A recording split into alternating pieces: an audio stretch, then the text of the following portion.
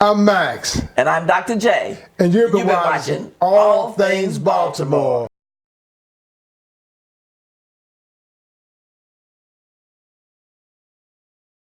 Well, hello. This your girl Ksal. How y'all doing? You guys are looking at All Things Baltimore and the Ksal Show, and I am here on the set with two wonderful people who's going to help our community as well as help this world. I have Dr. J, Dr. Janice Stevenson, and Cyril, Yes. Scovens, AKA Max. Yes, AKA Okay. Max. I'm getting it right. And these guys are doing some amazing jobs with the CMS Institute of Addictionology. Yes, that's it. So first, tell us about that. So, CMS Institute of Addictionology is really something I thought up about, I've been thinking about my life, but I actually started concreting it in about 4 years ago. And what it is trying to combine mental health, trauma, substance abuse under one umbrella and under one psychological construct. And that's where we are now. And so that's the research part of what the Institute is going to do, is we're trying to create a new psychology theory that will also produce new scientific methodologies. And I love it. I love what you're doing. And you are a psychologist. I am a psychologist, and I chair the board for the Institute. So tell us a little bit about why you are a part of this and why you believe in this. Well, I've been doing trauma work for 40 years. Okay. And it's always been a struggle to work in tandem with or in teamwork with all the other professionals, all the other providers who do the other pieces of the work. Okay. So the mental health work occurs over here, the substance abuse work occurs over here, the neurology work occurs over there, and they don't often, if ever, come together and talk about the same person. Okay. Whenever it manages to occur, it's a bit magical because people are like, wow, I didn't think of it from that point of view. Or, wow, that has that effect. You're right. I need to do that before we can do this. And it changes how we work when it does come together, but it's not frequent enough to benefit enough people or to change the world like it can. We aren't treating parts of a person. And when we go into the inner cities where there's this thing called developmental trauma, where trauma occurs across your lifespan, and it then affects your brain chemistry, and it affects your perception of life, because you think, and metaphor I use is the lion chasing us in the jungle. He's always poised, ready to pounce, and we can only fight for survival. Our life is limited to fight, flight, freeze. So when someone becomes an addict, it's because they used a substance to change that awful feeling of despair and fear. But when they go to addiction treatment, nobody treats the pre-existing trauma, the pre-existing depression, the pre-existing fearfulness, and nobody pays attention to the brain damage that's occurred, because there is brain damage from just substance use alone, not to mention the things that went before. So I become frustrated over the course of my career trying to get people to work together. And this gives me a mechanism and a vehicle, and I adore him, so we work together. And on the board, we have a ball. Yes, we do. Because we're all of like mind, that we need to treat the whole person. We can actually change the community, change the family, change the world by treating the whole person. So I like what you're saying, and I like what you guys are doing. Thank you. And I'm going to break it down to us regular folks. Okay. So us regular folks, you're saying basically that we have people who have experienced trauma. They have experienced mental health.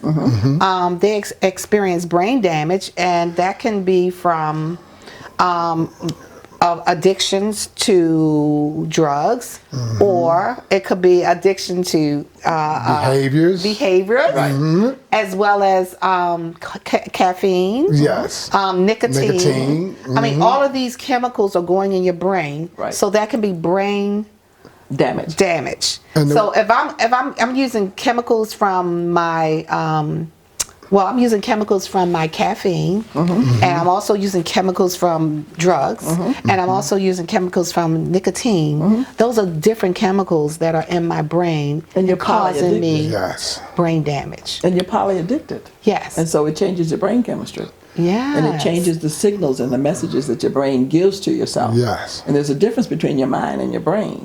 So when your brain is in stress and in fear, it tells your mind that you're about to die and you can't trust nobody and the world's too sad, you don't need to be in it. And it puts people at risk for either homicide, suicide, assault, and it distorts the quality of your life. And so what we're talking about with that is toxic brain injury. So it's a little bit different than traumatic brain injury. So toxic brain injury is that the chemicals, so the way to explain it is traumatic brain injury is something hits your head, it's localized, you fall out.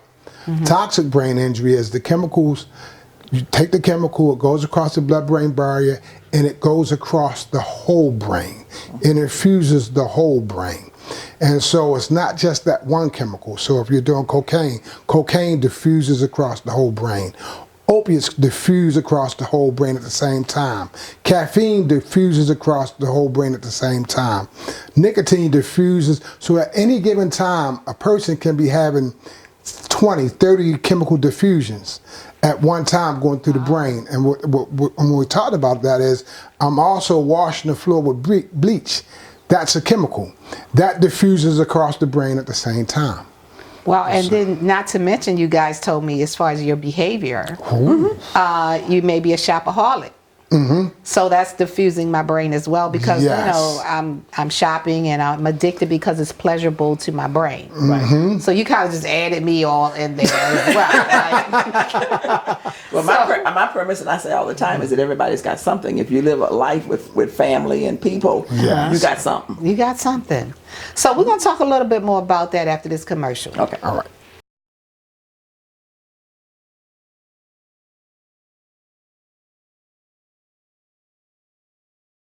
Well, guys, we are back, and I am still here with Dr. J and Max. Yes.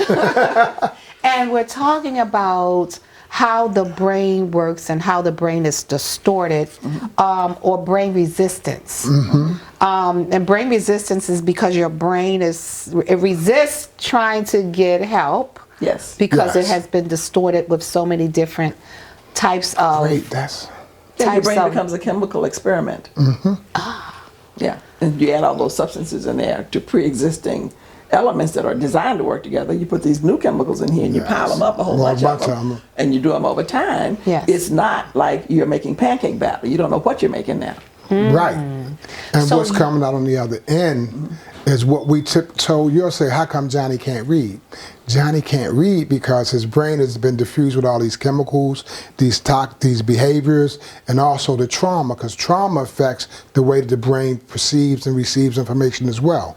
It releases its own set of hormones, the chemical in your brain. Oh, so you guys are coming together, great minds, are finally getting together, and you guys are realizing that the whole being, the whole person, need to be treated, need to be healed. And in order for them to be healed, it's so many categories of problems: trauma, brain injury, or brain addiction. Well, let me say, brain damage. Brain damage. Brain damage. Yes. Mental health. Amongst other things. Right. And I do separate trauma from mental health. Okay. Because trauma is the presentation of an event, a specific event in your life that it is either witnessed, experienced, or perceived. And it overwhelms your brain. That's what makes it traumatic. Okay. But you can have unresolved grief, and you don't look at it, you don't work with it, you don't come to the normal and healthy acceptance of the losses and changes in your life. That results in depression. You can have bullying experiences, and you can have parents suddenly disappear because they get divorced and nobody thinks to tell the kid. And that becomes anxiety because you become fearful. Anxiety means fear. So those are in the mental health category. Right. Now fear is in the mental health category. Now fear is what you was talking about, the lion in the jungle. Yes. The amygdala. Okay, explain that one more time. Okay, so when we become frightened, we have a part of our brain, it's the amygdala, and it holds fear. It's where fear is housed, and the brain itself is not the mind. When that's activated, adrenaline is released. Okay. And the adrenaline tells our body that we're in danger. Run, or fight, or freeze. That's the choices. You're done. That's it. Don't and it dictates how the rest of your body functions. So it's like there's no need to do any thinking. So shut that down. There's no need to do any. You don't have to go to the bathroom. You're not hungry. Don't worry about those. Get out of here, or beat the crap out of them. Right. That's it. And you're limited to fight, flight, freeze. So when the brain is in fear, and it's in constant It fear, does what it thinks it has to do to survive. and that's why people use substance. They use substance to change that feeling. Okay. That's really unpleasant. And if it's become Yes. normal, if it's become regular, so you don't even register it anymore, you don't even know that you are wearing your body out. It's literally like living your life with one foot on the accelerator and one on the brake Brakes. simultaneously. And it just runs that engine down. And so another result of it can be over long haul, a whole lot of illnesses. Cancer can result from living with adrenaline overload.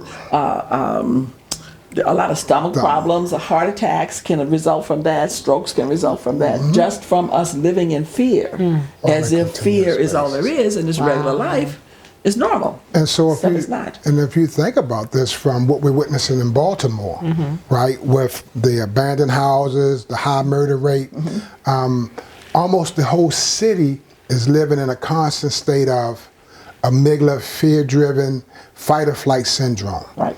And what we found out in the medical world, just simply from a physiological point, is that if you stay at that heightened state of awareness 6 months, you're going to develop high blood pressure, you're going to develop eating disorders, because all of these are physiological aspects of living in a fear state of being at all times. Wow. That is really deep. And the lion he never lands. He doesn't pounce. There is Just no lion. think he's going to. We don't live in a jungle. Yes. We don't live with animals that really are out to survive by eating us. So we just convince ourselves that it's the truth. This is the truth because you're hearing it on the news. You're hearing it around town. You know, it's always something going on. So we live in fear. So what's the solutions? Well, the solution that we're coming up with is that we have to treat how we treat differently. Okay. And so we'd like to develop a research center so we can figure out unique and different ways to conceptualize the problem and then to address the problem. And then develop a clinic so that we can deliver the services and research the delivery of the services to make sure it's achieving the job that we want. Because if treatment is effective and really does what it's supposed to do, you restore hope for the person. Okay. And when you restore hope, then that person is better able to figure out who they are in this world and why they're here, what their purpose is. And treatment doesn't often or rarely achieve that. So I'll just tell you this. So Don Corellis is he's works with William White, and what he does is he said that a normal addiction treatment is like this: a tree is dying. You take the tree out of its environment, you take the tree over here, you nurture the tree, you feed the tree nutrition, the tree gets healthy, right?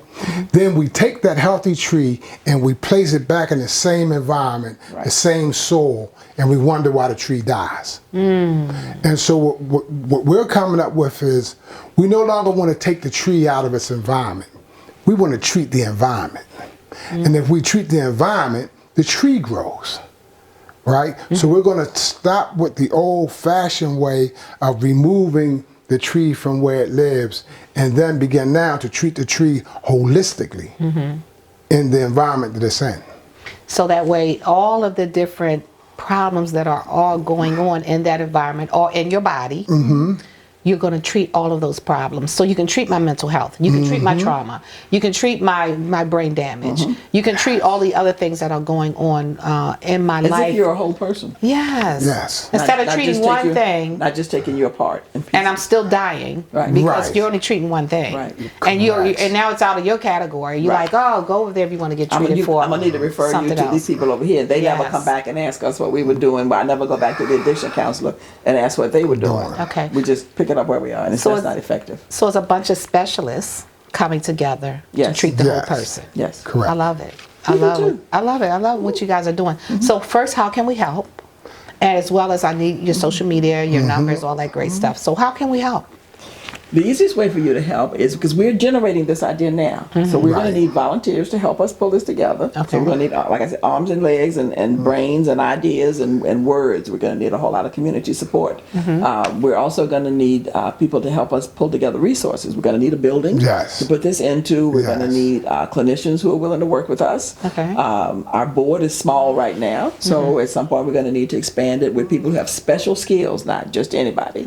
And we have a whole network of services that we need to put together. So We need marketing. Yes. You know, we need to let the public know that we're doing this and that they can look forward to this. It's not there yet, so don't call asking for appointments. Okay. Not there yet. But we are.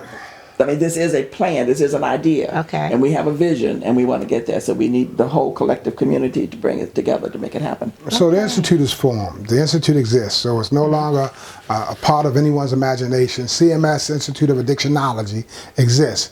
And addictionology is the combination of all sciences, psychological and as well as medical sciences and biological, under one umbrella. So it exists. We also are we're in the process now of having our 501c3 authenticated, which is exciting. Awesome. So that we Getting can our so language that, so that trademarked. we're trademarking Addictionology now. We're trademarking our logo, so that when it comes, it's already ours. And the other piece is that when you want to donate to us, it's going to be a tax-free donation. So it's also going to be a way for you to. I've been working in this field a minute, and there's been a lot of people wanted to help us, and they didn't know how, and we're presenting how now. We exist, we're 501c3, and we are looking for a building, and we're looking to do it right here in Baltimore City. I'm not taking this outside of the city. I'm not going to Howard County. I'm right here in Baltimore City. could go to Howard. No, we're going to be here at the Epic Center. She's from Howard County. We're going to be here at the Epic Center of where the greatest amount of trauma is happening. Right. And I believe that we're going to be able to fulfill that. So the way to reach us right now, because we're just getting started, is Cyril, Scovens, Cyril, at Facebook. You can reach me on my cell, 443-835-8808.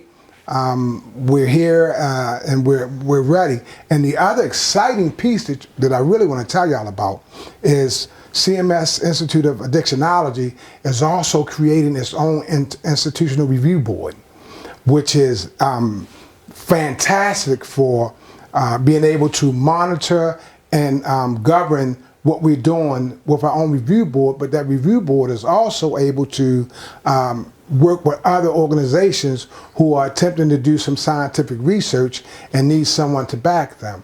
And again, what's also exciting is this is an African American company.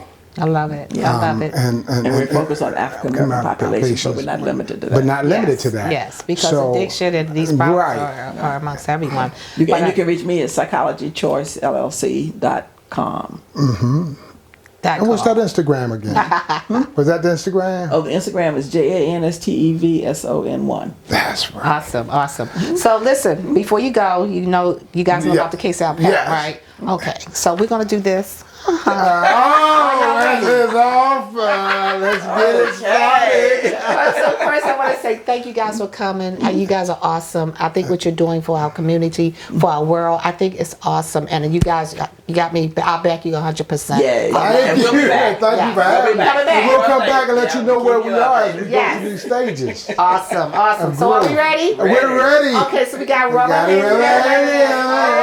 Professionals, y'all. What's it all?